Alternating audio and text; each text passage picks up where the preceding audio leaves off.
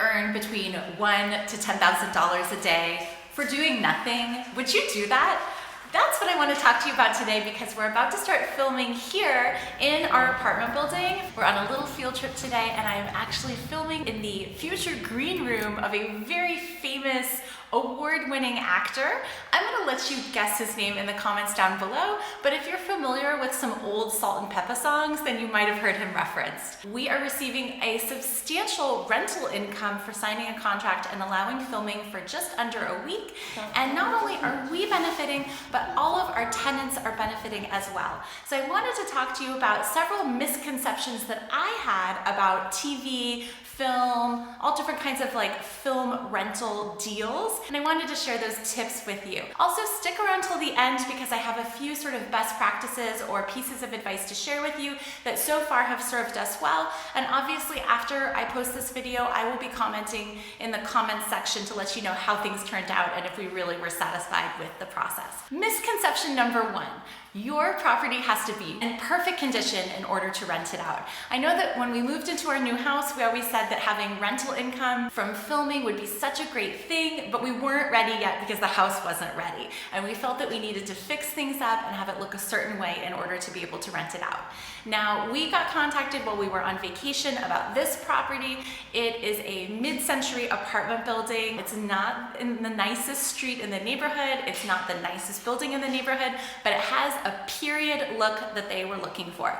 So if you live in a major metropolitan city where filming takes place and you have a period property, even a shabby property, or any property that has something unique and special about it, I would say consider listing it for film rentals. I also would say, think about your property from the perspective of a filmmaker or a camera person, and what advantages does your property present that would make it desirable?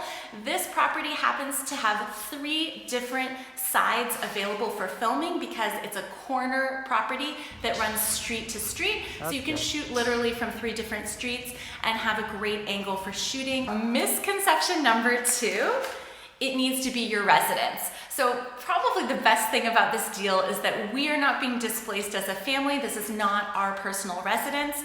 There are advantages to renting out your primary residence. Currently, you can film and get rental income for filming for up to 14 days tax-free if it's your primary residence. We don't get that tax benefit, but we're still really happy to cash the check and pay the taxes on it. As long as you have a vacant property or tenants who are agreeable, it is totally well and proper and possible that you could rent out a rental property or a commercial property, and that's what we're doing here. Just so you know, our tenants were 100% on board with this. So before we signed any contracts or agreed to anything, we contacted each tenant in our building, made sure that they were comfortable with it. Everyone is earning at least 1 month's rent. There is 1 unit that's gonna have some interior in and out of their doors, so they're earning a little bit more. We had 1 tenant who moved out of this unit, and she was actually compensated to move out a few days early, so that was great for her. And we already have this place rented out, and our tenant moving in is super excited about who the former occupant was. We rented this place out for exterior shooting only,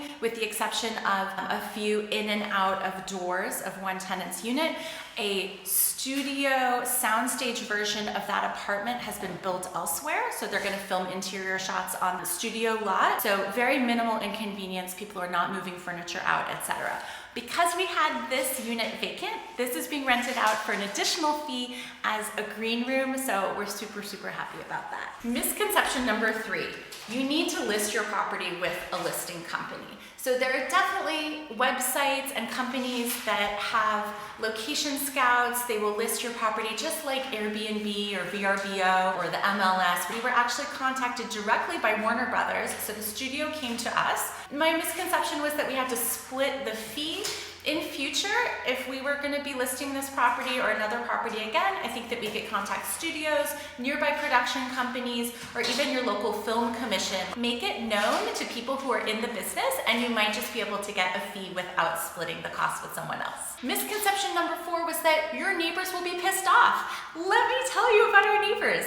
Our neighbors are so happy and grateful. Why? Because they're all making a ton of money for basically doing nothing. We have scissor lifts and dumpsters and all kinds of infrastructure that's been brought in here by the studios. There's gonna be stunts done, lighting, They need the space. So basically Warner Brothers is taking over our entire block, the block south of us, and the block behind us.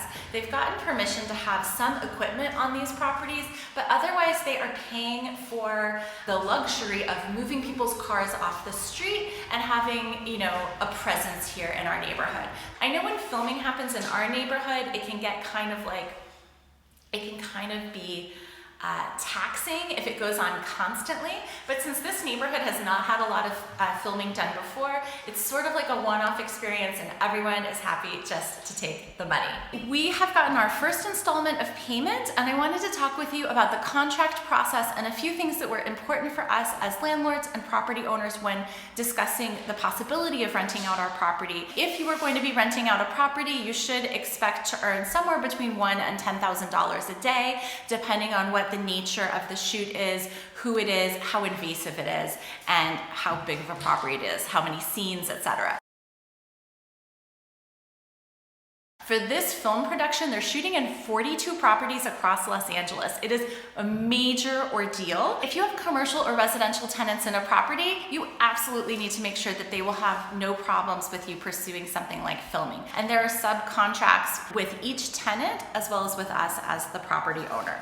Secondly, we went over our contract with a fine-tooth comb and we inserted some things. My clever husband added a few things into our contract that I'm super happy about.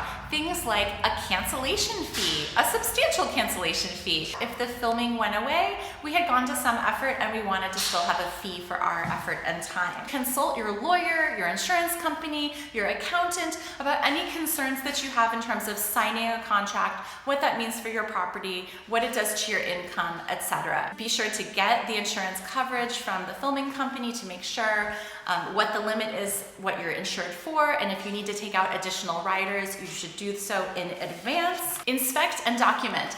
We are having a stunt performed on our roof and down a side of our building. So we had our known roofer do the roofing inspection. We had a pre-inspection. Just want to make sure that everything is documented before and after in case damage occurs and needs to be covered. Sell additional services. There was a lot of preparation that went into the work that's going on this week. Go ahead and sell additional services. If you want to be an on-site manager, if you want them to hire a certain type of on-site manager, if you want to have your handyman be the handyman and our handyman is the handyman, just put that in the contract if it's important to you. We also sought additional services to make it a little bit better for us. So out of this deal, we've also gotten tree trimming. There's going to be some touch-up painting, and we've specified that we don't want patch painting. We're gonna have the whole wall repainted if anything needs to be patched. And so just be very specific up front about your needs, and it could be really beneficial to you. We have an unpredictable income, and I'm always talking here on my channel about how to save money and live well in a very expensive city like Los Angeles. This income is meaningful. This is property taxes. This is a year of private school tuition. This is a major catch-up on retirement savings. This is a big pot of money that we weren't expecting, that is a wonderful windfall for us, that is going to be put to really great use. It's something that I didn't anticipate, and it's something that I definitely am going to be more attuned to and consider in the future, assuming that this goes well for us. And it's something that I was so excited to share with you guys, since I know that you are financially responsible people looking to do your best for your family. I hope that you can take advantage of some of these tips here. Let me know in the comments down below if this was interesting to you, if you'd like to hear more things about this. I'd be happy to share the story of how we came across this apartment building and purchased it as young people in Los Angeles, because it's kind of a crazy story. And as always, I appreciate your time and interest in the things that I have to share here, and I hope that you'll click like if you like this video and subscribe to see more videos like it. Take care and see you soon. Bye-bye.